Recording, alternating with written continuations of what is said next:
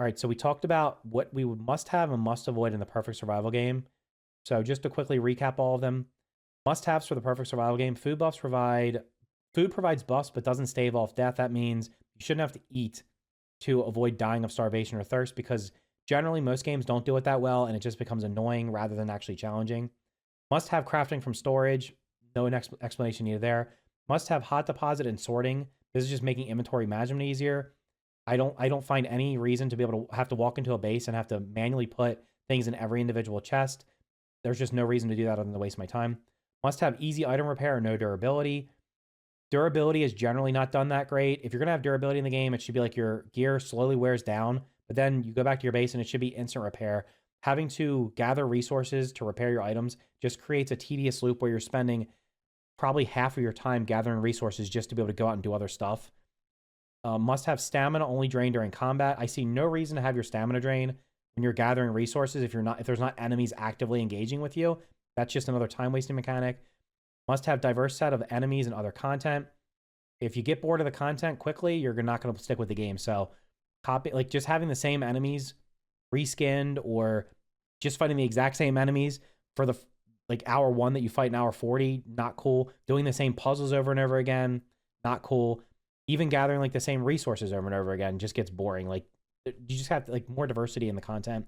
Must have for me, a survival game must have base defenses with proper rewards, and then they go along with that. The next one's gonna be comfort rested buffs from building.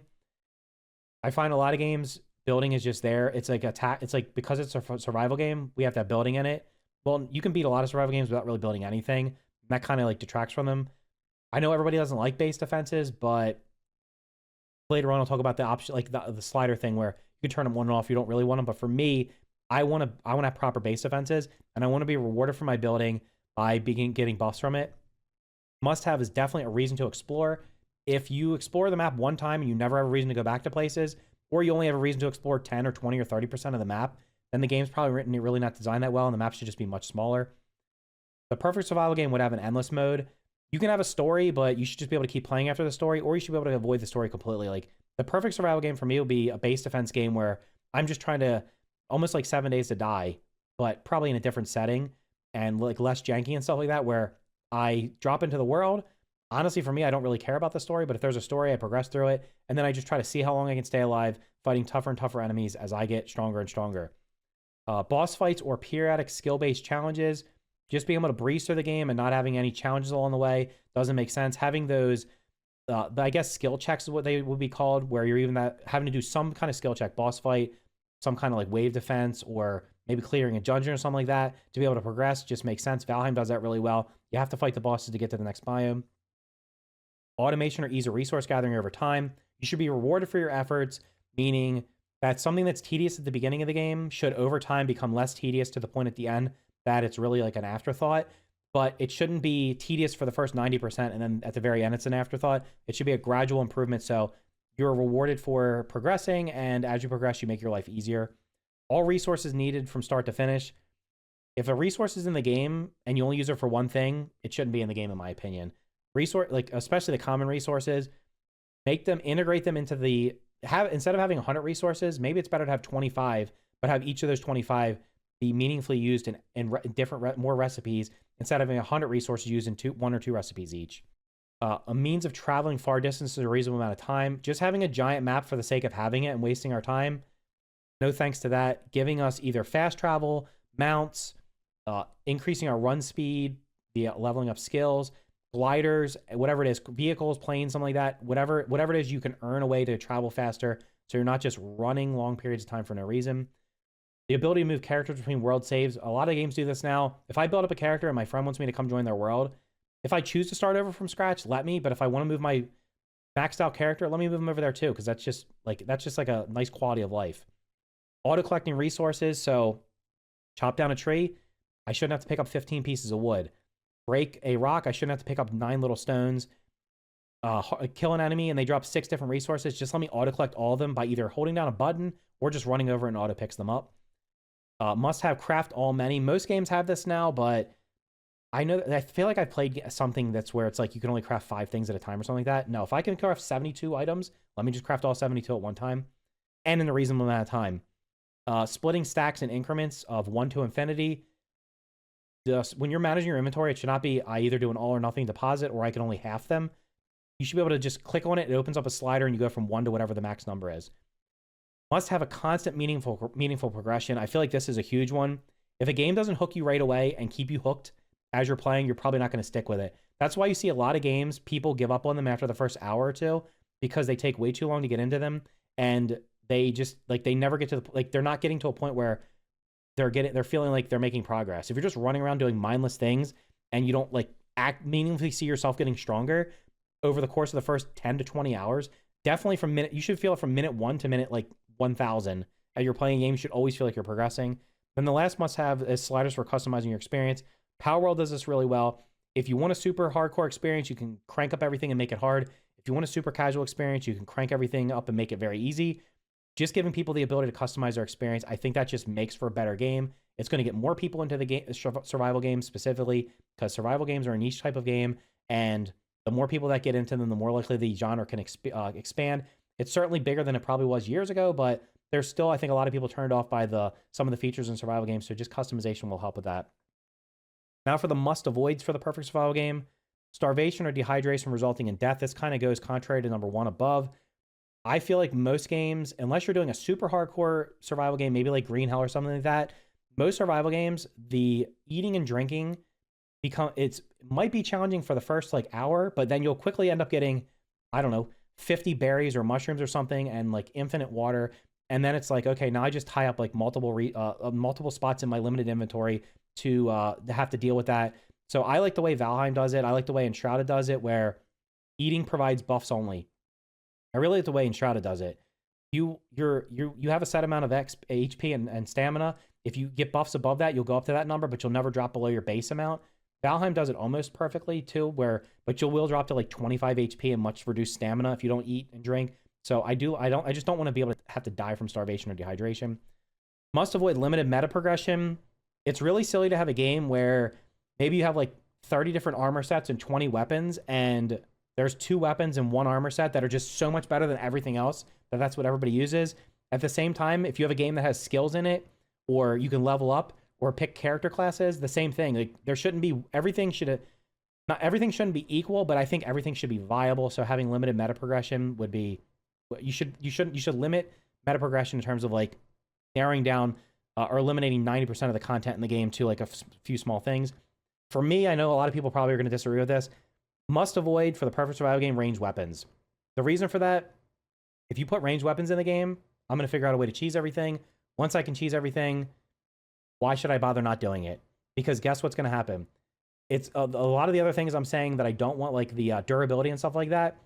If I have to repair my gear after every fight, or I can cheese things and just have to repair my bow, I'm going to go the route of cheesing things because it's going to save me time. Next up is going to be time wasting mechanics. There's so many things with this. 5 minutes to craft an item instead of it being instantly. Having to walk long distances for no reason other than doing it. Limiting like how much things you can carry. Like anything that's time wasting, avoid it. I know why games do it, and I think the reason games do it are because they want to extend the content. Next one's going to be bad enemy AI in combat. Go play Nightingale if you want to see bad enemy AI in combat. It's atrocious. I've not played a game in a long time, or ever maybe, that has this bad enemy AI in combat in that. They get stuck on everything. They stand there. You can just circle around them and kill everything. Really, really bad. Cosmetic only base building. This goes along with the stuff I talked about under the must-haves. If the only reason you're building if the only reason a building system exists in a game is to build a nice, pretty house, then go play a farming simulator and not a survival game. That's my opinion. There has to be a reason to build other than cosmetic. Copy-pasted content. I'm beating up on Nightingale a lot here, but Nightingale has a lot of copy-pasted content. It has the same puzzles over and over again. It has the same enemies over and over again, the same bosses. There's other games that do this. Reskin, if you're reskinning a enemy and it doesn't drop unique resources, that's just as bad. So I'd rather have less content than copy-pasted content. Too much dialogue. There are games where you will literally spend minutes listening to dialogue. I'm not reading a book. I just want to play the game. Keep it short and sweet. Give me a 1 or 2 liner, and that's it. I don't need to make because most of the time there's 10 minutes of dialogue with all these choices in it, and none of them really matter anyway. long drawn out tutorials or no guidance at all. So this is like opposite ends of the spectrum. I think you need to find the sweet spot in the middle. You shouldn't just throw somebody blindly out into the world and they have no idea what the hell's going on, and they struggle to figure out how to do basic things like, I don't know, craft an axe or even make a campfire. But at the same time, you shouldn't have an hour or 2 hour tutorial that is wasting people's time by telling them exactly what to do. Go get 6 stones and build a campfire. Go get 10 pieces of wood and build a tent. That's just, no. Must avoid cheesing lazy boss or enemy mechanics.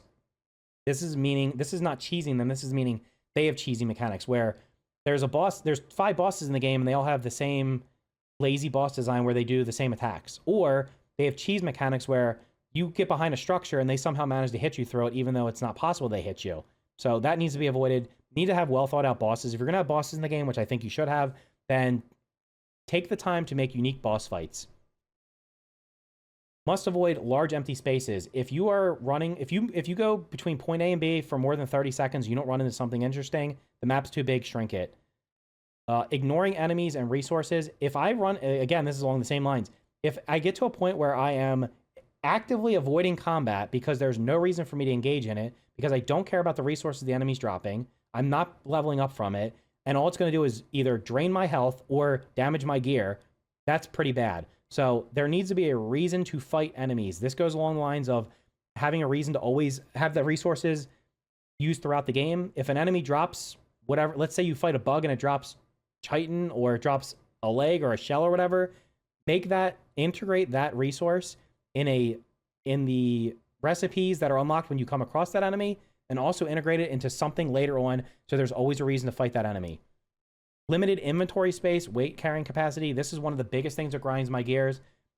Most games don't do this well. They either give you a lot of backpack space, but then they put weight on things so you can't carry things anyway, or they give you no backpack space and 500 items to pick from.